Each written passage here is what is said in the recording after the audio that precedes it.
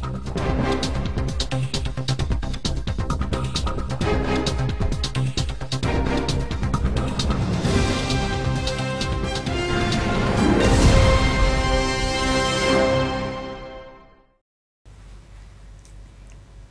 like to invite you to watch the English news on the essential television channel of Đồng Nai province. Ladies and gentlemen, on July the 9th, Comrade Nguyễn Hồng Lĩnh, member of the Party Central Committee, Secretary of Đồng Nai Provincial Party Committee, visited and worked at Long Đức Industrial Park, Long Thành District.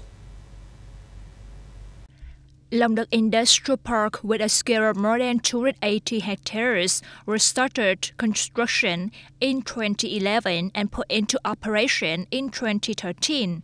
After more than 10 years of operation, this industrial park has attracted 73 investment projects with a total registered capital of $2 billion USD, including 66 businesses from Japan. The industrial park attracts many high-tech enterprises in the mechanical, chemical, and construction material manufacturing industries, creating jobs for more than 8,300 workers, including 174 foreign workers. In 2022, Long Đức Industrial Park contributes more than 6 billion Vietnam dong to the budget, and in 2023, more than 8.6 billion Vietnam dong. In general, businesses in Long Đức Industrial Park produce and do business effectively and are in need of expanding their investment scale. At the meeting, Secretary of Đồng Nai Provincial Party Committee Nguyễn Hồng Lĩnh acknowledged that economic infrastructure, including the transportation system connecting industrial parks and urban residential areas, is an issue of concern to the province. In the development trend, Long Đức Industrial Park is a model that Đồng Nai province encourages to develop so that it can be replicated in other industrial parks of the province. Regarding the company's recommendations, the Provincial Party Committee leaders direct their final resolution. On the same day, Secretary of Đồng Nai Provincial Party Committee Nguyễn Hồng Lĩnh and the delegation visited SMC Vietnam Company. This is a member enterprise of the Japanese SMC Group, specializing in manufacturing and supplying automatic control equipment with nearly 1,900 employees. The Center for Forecasting Human Resources Needs and Labor Market Information under the Department of Labor, Work Invalidity and Social Affairs of Ho Chi Minh City said that in the last 6 months of the year, businesses in Ho Chi Minh City need to recruit about 160,000 new workers. Surveying labor supply and demand at businesses, assessing the economic situation and the number of newly established businesses in Ho Chi Minh City, Center for Human Resource Demand Forecasting Labor Market Information of Ho Chi Minh City said that in the last 6 months of 2024, businesses in the city need to recruit 153,500 to 161,500 new workers.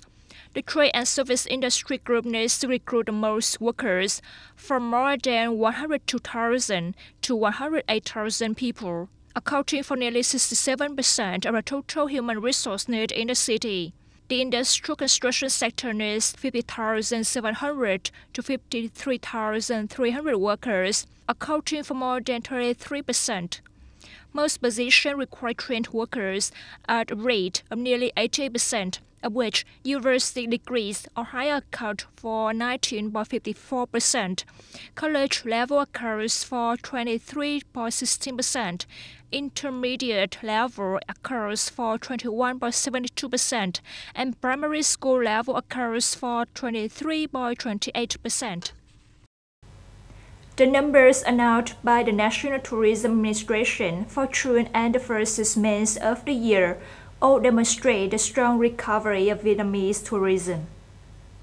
In June, Vietnam welcomed more than 1.2 million international visitors. Accumulated in 6 months is more than 8.8 million visitors, an increase of nearly 60% over the same period last year. For domestic tourists, there were 14 million Vietnamese traveling domestically in June. Cumulatively, in 6 months, there were 66.5 million visits, an increase of 2.5 million over the same period last year. In the context of increasingly fierce tourism competition between countries in the region, industry experts believe that open visa policies and effective promotional programs are two things that help Vietnamese tourism recover strongly. The National Tourism Administration updated data for the first 4 months of the year in the region and found that the number of international visitors to Vietnam ranked third in Southeast Asia, only behind Thailand and Malaysia. About some notable economic information, Vietnam continues to be the largest pepper supplier in the European Union (EU), with a total of more than 11,000 tons of pepper imported into this area, worth more than 48.5 million euros, an increase of more than 25% in volume and 32% in value compared to the same period last year. Thus, Vietnamese pepper accounts for 61.5% of the region's total imports of this product. In the domestic market, pepper prices are witnessing an unprecedented increase in the past 4 years. It is forecast that pepper prices will increase sharply in the coming years due to the pressure of a large supply shortage. On July the 9th, coffee prices in the Central Highlands region continued to increase for the third consecutive day, with a sharp increase of 3,000 Vietnam dong per kilogram. Specifically, coffee price in Dak Lak reached 126,600 Vietnam dong per kilogram. In Lam Dong reached 125,900 Vietnam dong per kilogram. In Gia Lai reached 126,600 Vietnam dong per kilogram. In Dak Nong, it is 127,100 Vietnam dong per kilogram, the highest level among the surveyed localities. Vietnam's coffee supply is in short supply, while speculators have begun to hoard goods, so coffee prices in the third quarter are expected to continue to increase. At the opening ceremony of the North Atlantic Treaty Organization NATO summit in Washington on July the 9th, U.S. President Joe Biden announced an agreement with 4 countries to strengthen Ukraine's air defense capabilities.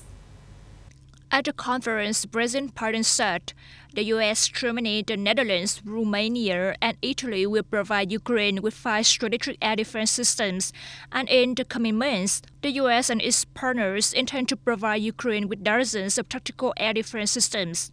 Specifically, the U.S., Germany, and Romania will provide Patriot air defense missile launchers. The Netherlands will provide Patriot missile powers and a SAM-T air defense missile system from Italy. Mr. Biden also said that the U.S. will ensure that Ukraine receives dozens of interceptors next year. Last month, the White House announced a new aid package for Ukraine, including anti-aircraft missiles, after Kiev called for at least 7 Patriot missile systems. NATO and 4 Indo-Pacific partners, including Australia, Japan, New Zealand, and South Korea, will launch 4 new joint projects related to Ukraine, artificial intelligence, disinformation, and cybersecurity. Speaking before a NATO summit, U.S. National Security Advisor Jake Sullivan emphasized that the relationship between the U.S., Europe, and the Indo-Pacific region has never been more important or integrated than it is now. He said, "What happens in Europe will impact the Indo-Pacific. What happens in the Indo-Pacific will impact Europe." Without going into details of the above 4 projects, Mr. Sullivan said the initiatives have the same main goal of exploiting the strengths of countries to solve common global challenges. You have just watched the English news on the Central Television channel of Dong Nai Province. Thank you for joining us and goodbye.